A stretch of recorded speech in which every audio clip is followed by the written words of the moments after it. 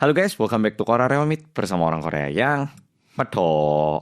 Oke Polo, di video kali ini lagi-lagi aku kembali dengan video Swindler. Tapi cerita kali ini mungkin bisa menjadi sebuah cerita yang penting buat kita semua, khususnya buat kita yang belum nikah atau yang lagi mencari pasangan untuk nikah. Nah, jujur kali ini ceritanya lebih kompleks lagi dibandingkan sama yang biasanya. Jadi biar lebih gampang, tokoh utama kali ini tak namai Hans, oke? Bukan Hansol, oke? Hans. Nah, langsung kita mulai cerita hari ini. Nah, tokoh utama kali ini bernama Hans dan usianya sekitar 32 tahun. Dia ini punya sebuah bisnis dan kebetulan berkat kerja kerasnya, Hans ini bisnisnya menjadi sangat sukses. Dan seperti yang Polo tahu, biasanya kalau udah sukses gini, mereka ini pergi ke tempat networking ataupun acara-acara networking untuk mengembangkan bisnisnya lebih lagi. Oke? Nah, di acara networking Hans ini jadi ketemu beberapa orang yang baru. Ada yang bisnisnya itu berbeda banget, ada juga bisnisnya yang mirip, ada juga kompetitornya, pokoknya berbagai jenis orang. Nah, kebetulan di situ dia jadi kenal satu orang yang kalau berdasarkan dirinya dan juga kartu namanya, dia ini jadi sukses setelah investasi di real estate ataupun di properti perumahan. Dan karena Hans ini bisnisnya itu tidak ada hubungannya sama properti, tapi juga lumayan tertarik untuk belajar investasi di properti, dia ini jadi lumayan dekat dengan orang ini. Nah, setelah jadi lumayan dekat, manggilnya Hyung gitu, tiba-tiba orangnya ini tanya ke Hans, "Loh Hans, kamu ini nggak tertarik untuk nikah tak? Kamu punya pacar atau nggak sih? Atau kamu nggak punya pacar?" Nah, tanya gitu. Hans bilang, pengen saya nikah, tapi yo gimana, aku pacar aja nggak punya kok. Nah, tiba-tiba orang yang punya bisnis real estate ini bilang gini, "Oh, ini sebenarnya aku nggak maksa loh ya, nggak maksa. Cuman kebetulan aku ini punya, bisa dibilang temen lah ya, dia ini kayak adik gitu. Dia itu cewek, sampai tahun lalu dia itu tinggal di Amerika belajar gitu. Soalnya keluarganya memang dari keluarga yang lumayan kaya. Tapi mulai tahun lalu dia ini mimpinya agak berubah. Dan mulai tahun lalu akhirnya dia balik ke Korea. Dan sampai sekarang dia ada di Korea. Dan dia ini kebetulan masih belum punya pacar. Kalau mau, kamu tak kenalkan, mau nggak? Ini loh fotonya, ditunjukkan, cantik ceweknya, super cantik. Nah, cowok yang bernama Hans ini ngeliat foto langsung, yo boleh kalau misalnya mau dikenalkan, yo boleh aja. Beneran tak mau dikenalin? Yo yes, nanti tak kenalin ya. Dan ternyata beneran dalam waktu 3 hari Hans ini akhirnya jadi ketemu dengan cewek yang ada di dalam foto itu. Nah, ternyata di kehidupan nyata cewek ini secantik di fotonya. Nah, cewek yang dikenalkan kepada Hans ini bernama Soyeon. Nah, di pertemuan pertama sedikit berbeda dengan yang dibayangkan oleh Hans, karena Hans ini dia tumbuh besar di Korea, sedangkan cewek yang bernama Soyeon ini dia ini tinggal di Amerika dan juga belajar di luar negeri. Biasanya ada sedikit perbedaan budaya, tapi agak berbeda dengan yang dibayangkan sama Hans. Soyeon ini sangat-sangat melokal. Dia itu nggak sombong, dia juga nggak pamer kalau dia pernah tinggal di luar negeri. Dia itu sangat-sangat rendah hati, dan bahkan waktu pergi makan pun dia ini nggak milih tempat-tempat yang fancy, yang mahal. Ya bener-bener pergi ke restoran yang harganya terjangkau. Sehingga ini membuat Hans jatuh cinta kepada cewek bernama Soyeon. Karena sebenarnya Hans ini lahir dari keluarga yang bisa dibilang lumayan kekurangan secara ekonomi, tapi dia ini berhasil membangun bisnis hingga mencapai titiknya saat ini. Nah, dari situ Hans sama Soyeon akhirnya mulai pacaran. Tapi berjalannya waktu mereka ini menjadi semakin cocok dan semakin saling suka. Yang Hans ini ngerasa ini cewek bukan cewek yang berfoya-foya, bisa menjaga uangku, bisa menjadi istri yang baik, bisa menjadi ibu yang baik. Sedangkan si cewek ngelihatnya Hans ini memiliki visi yang bagus dan juga terkesan dia ini merupakan cowok yang sangat bertanggung jawab sebagai seorang suami. Nah, karena mereka ini akhirnya mulai mempertimbangkan untuk nikah, mereka memutuskan untuk melakukan makan bersama antar keluarga. Mereka ini ketemu bersama untuk benar-benar mulai membicarakan masalah pernikahan. Nah, di pertemuan antar keluarga ini, orang tuanya Soyeon bilang kayak gini, "Bapak, saya ngelihat anak bapak hebat loh pak. Zaman sekarang ini susah bikin bisnis. Tapi anak bapak dari nggak punya apa-apa bisa bikin bisnis gininya. Hebat ini, hebat banget. Memang saya juga punya bisnis, tapi saya kagum sama kemampuannya Hans ini. Hebat." Udah gitu, adiknya Soyeon ini sebenarnya udah nikah dan suaminya pun bilang kayak gini, "Saya meskipun sebagai seorang adik ipar, tapi saya juga punya bisnis dan saya ini mungkin karena udah punya pengalaman bisnis yang lumayan lama. Saya ini kalau ngelihat orang, saya tuh tahu mana yang penipu, mana yang beneran. Waktu saya lihat fotonya Hans ini, saya tahu dia ini bukan penipu. Dia ini memiliki jiwa tanggung jawab yang tinggi, nggak berfoya-foya, dan juga setia. Makanya saya langsung bilang ke istri saya, kayaknya kakak kamu cocok sama Hans ini. Wah, jadi suasana di saat kedua keluarga ini bertemu itu sangat harmonis dan terkesan kayak mereka ini udah nggak ada halangan untuk nikah. Nah, karena pertemuan antar keluarga ini berjalan begitu mulus, akhirnya Hans dan Soyeon memutuskan untuk melakukan pernikahan dalam waktu 2 bulan. Tapi karena mereka ini sangat cocok, mereka ini juga memutuskan untuk tinggal bersama selagi menunggu pernikahan. Nah, mungkin ini kalau di Indonesia bisa jadi terkesan agak aneh, tapi di Korea ini udah terkesan lumayan normal, apalagi pasangan-pasangan yang mau nikah. Dan buat para suami yang nonton video ini pasti tahu, waktu kita beli rumah, memang betul biasanya suami itu mempertimbangkan harga dan juga mikir gimana membayarnya nanti.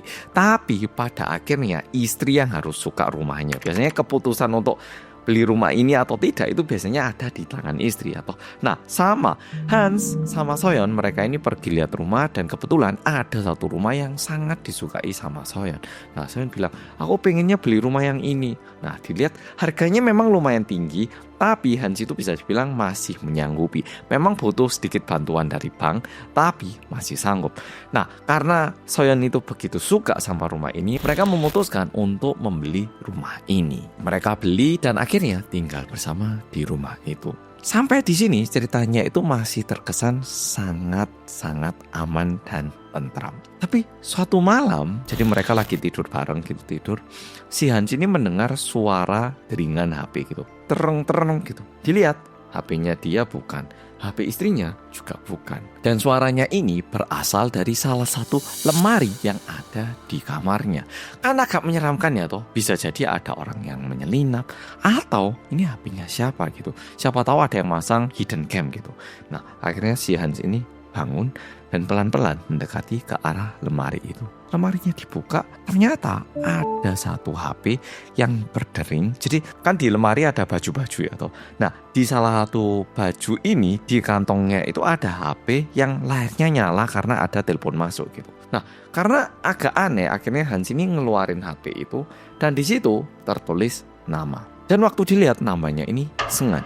Di situ Hans ini jadi mikir, loh, ini HP-nya siapa dan Sengan ini siapa? Nah, karena ini merupakan HP yang ditemukan di rumahnya, udah gitu berasal dari pakaian yang ada di rumahnya, Hans ini mau ngangkat.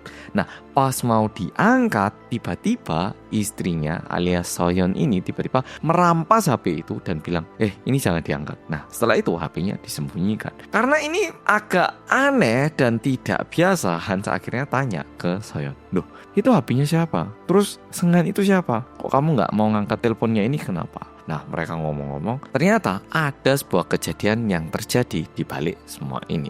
Soyeon bilang kayak gini, jadi aku sebenarnya nggak pengen bilang ini ke kamu, takutnya ini membuat kericuhan saat kita mempersiapkan pernikahan. Wah, bilang gitu.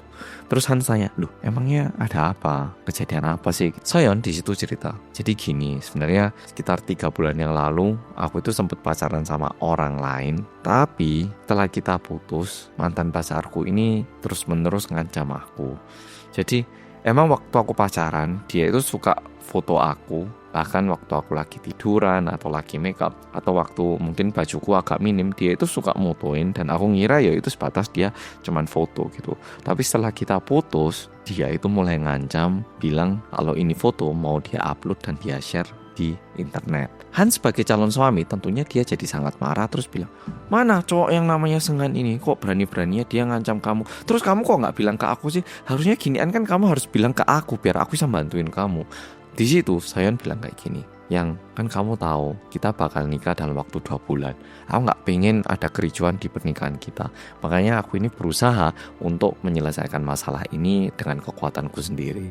Sorry ya, aku nggak bilang ke kamu. Tapi aku nggak ada maksud ataupun tujuan untuk menyembunyikan ini dari kamu. Cuman kondisinya kayak gini. Nah, istrinya bilang kayak gini. Setelah mendengarkan cerita yang disampaikan sama Soyeon, Hans pun paham. Karena siapa yang mau menghancurkan pernikahannya sendiri atau. Tapi di satu sisi Hans juga merasa, kok dia nggak bilang ke aku sih? Kok dia nggak bilang kalau dia punya 2 HP sih? Ada 2 perasaan yang dia rasakan bersamaan. Nah, Tapi karena Soyeon bilang kalau dia pingin menyelesaikan masalah ini sendiri, Hans pun memutuskan untuk menghargai keputusannya.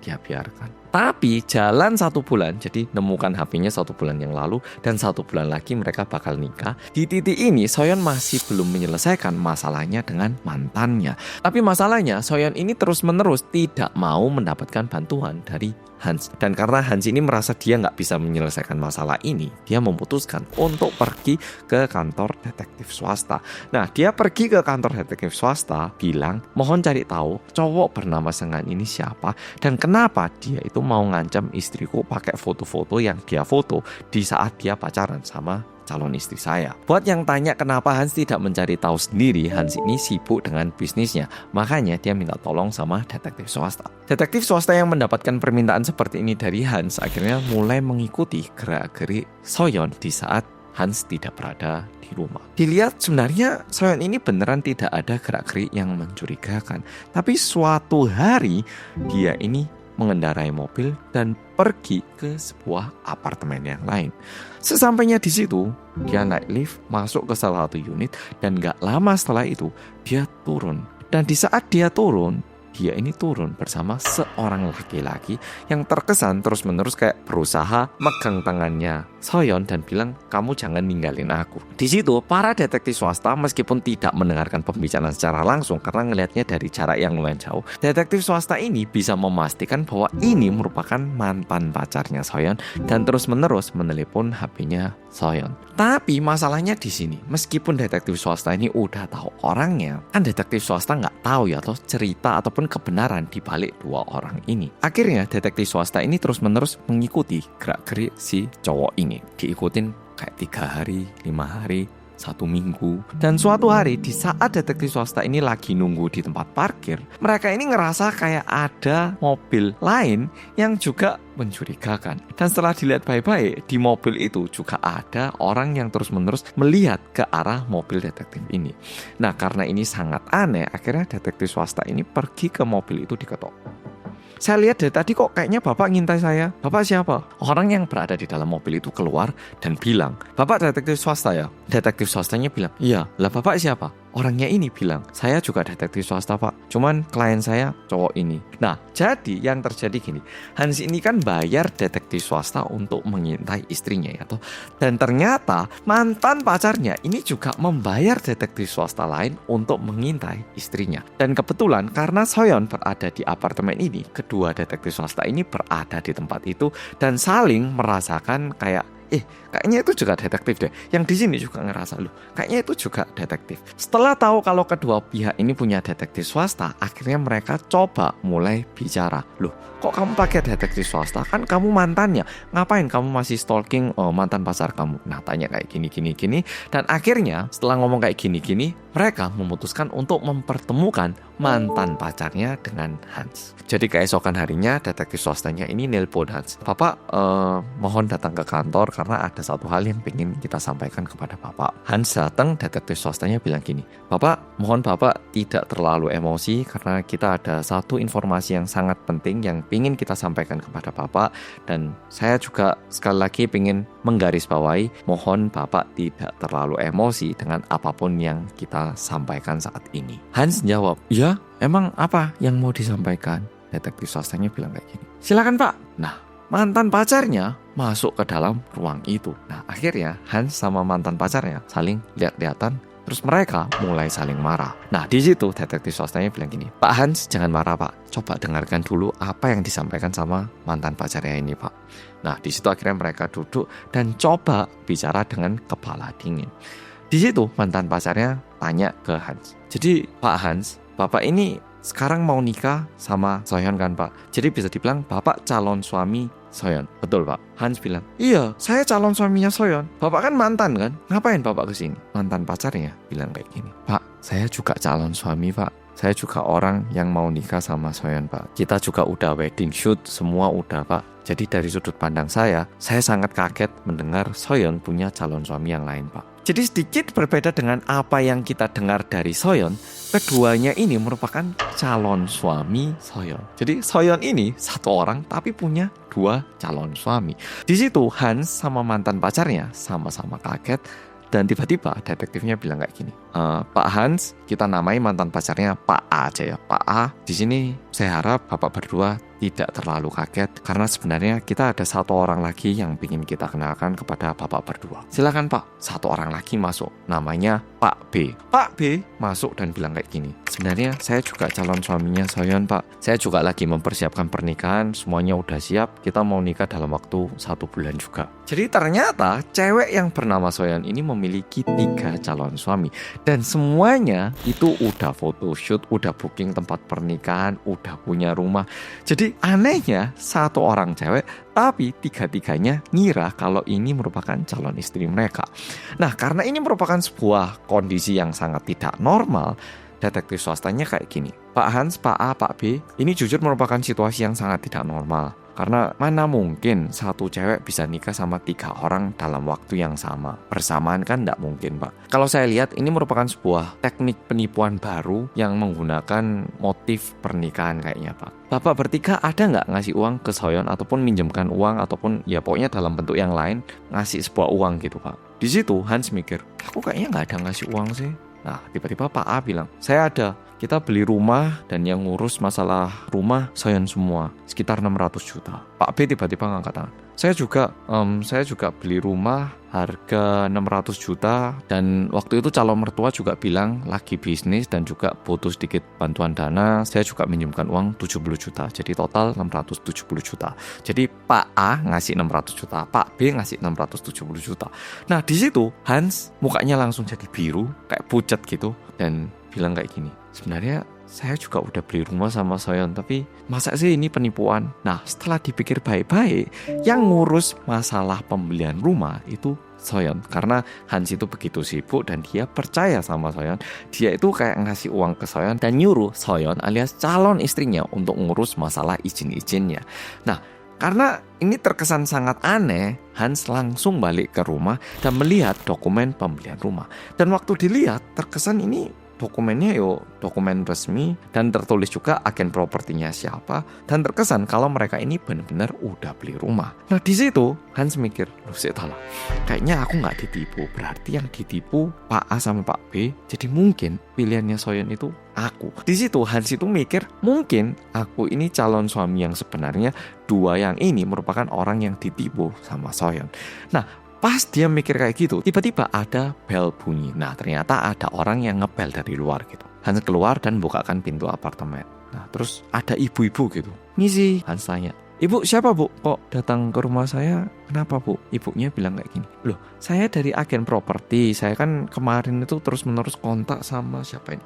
Oh Ibu Soyeon. Cuman mulai minggu lalu saya hubungin kok nggak diangkat-angkat gitu. Nah makanya saya langsung datang ke sini. Di situ Hans tanya, dari agen properti. Emang kenapa Bu? Kok Ibu ke rumah saya kenapa? Agen propertinya jawab seperti ini. Mungkin Bapak sibuk kerja jadi nggak tahu ya. Jadi Bapak sama Ibu kan nyewa apartemen ini. Nah yang bulan ini masih belum dibayar Pak. Nah jadi yang punya rumah. Nah makanya saya ke sini untuk ngecek Pak. Hans bingung. Hah? Nyewa? Maksudnya gimana Bu? Loh masa Bapak nggak tahu? Kan Bapak sama Ibu nyewa tempat ini 3 bulan kemarin. Katanya kontrak untuk short term. Loh masa nggak tahu Pak? Dan setelah dicari tahu, ternyata Soyeon bilang ke Hans kalau mereka ini udah beli rumah ini. Padahal dia itu cuman ngontrak rumah ini selama 3 bulan. Jadi kayak gini, Soyeon tuh bilang ke Hans, ayo beli rumah ini yang gitu. Loh harga rumahnya 1M, aku nggak punya 1M, punyanya 500 juta gitu. Nah di situ saya bilang, nggak apa-apa yang setengahnya yang bayarin keluarga aku. Jadi aku tahu kok 500 juta itu udah gede banget. Kamu 500 juta, keluarga aku 500 juta. Nah kita kan bisa tinggal di rumah ini atau nah ya wis itu aku yang ngurus aja. Kamu kirimin aku uang 500 juta nanti kita beli. Nah setelah Hans ngasih uang 500 juta ke Soyeon, Soyeon ini menyiapkan orang-orang yang berpura-pura menjadi agen properti dan juga pemilik rumah. Dan setelah itu dia manggil Hans untuk datang ke tempat itu. Jadi di situ Hans itu benar ngira kalau dia beli rumah. Padahal ini merupakan settingan palsu karena sebenarnya Soyeon itu cuma ngontrak rumah ini selama 3 bulan. Jadi dapat 500 juta, terus mungkin di sini nyewa 3 bulan, per bulannya 3 juta, dibayarkan 9 juta dan sisanya 491 juta ini dimakan sama Soyeon. Jadi bisa dibilang Pak A, Pak B, dan Hans ini semuanya ditipu oleh Soyeon. Nah, setelah Pak Hans jadi tahu kalau dia ini juga ditipu alias merupakan korban, Pak Hans, Pak A, Pak B ini kumpul lagi di kantor detektif swasta dan minta detektif swasta untuk mencari tahu sebenarnya Soyeon ini siapa. Ternyata setelah dicari tahu, karena ceritanya agak panjang, tak buat agak singkat, detektif swastanya ini mencari tahu identitas asli dan juga latar belakang si Soyeon. Ternyata Soyeon ini dulunya merupakan apa sih ngomongnya, cewek hiburan, LC ya nggak salah di Indonesia bilangnya. Ya, dulunya Soyeon ini merupakan seorang LC yang bekerja di bar yang ada di Amerika. Dan di situ dia itu ternyata melakukan penipuan kepada beberapa orang dan diakibatkan itu dia balik ke Korea dan masuk penjara selama 1 tahun. Nah, di penjara dia ini jadi kenal beberapa orang yang juga masuk ke penjara diakibatkan penipuan.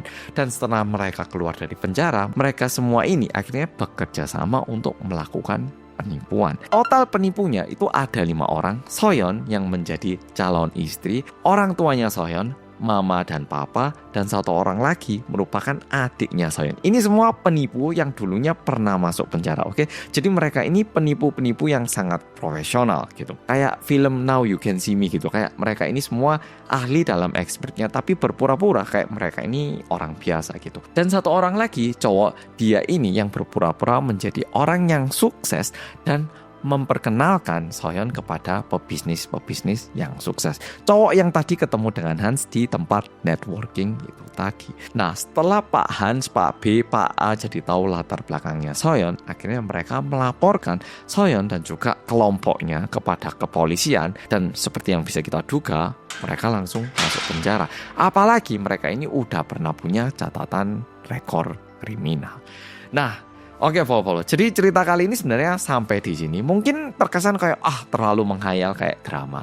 Tapi kadang drama itu katanya tidak separah kenyataan. Memang terkesan agak ngayal, tapi menurutku ini sangat mungkin terjadi dan hati-hati Rek. Di saat Polo mau nikah sama seseorang, sebaiknya cari tahu sedalam mungkin akan latar belakangnya dan juga cek apakah latar belakang yang disampaikan sama orang ini merupakan kenyataan atau merupakan cerita fiksi.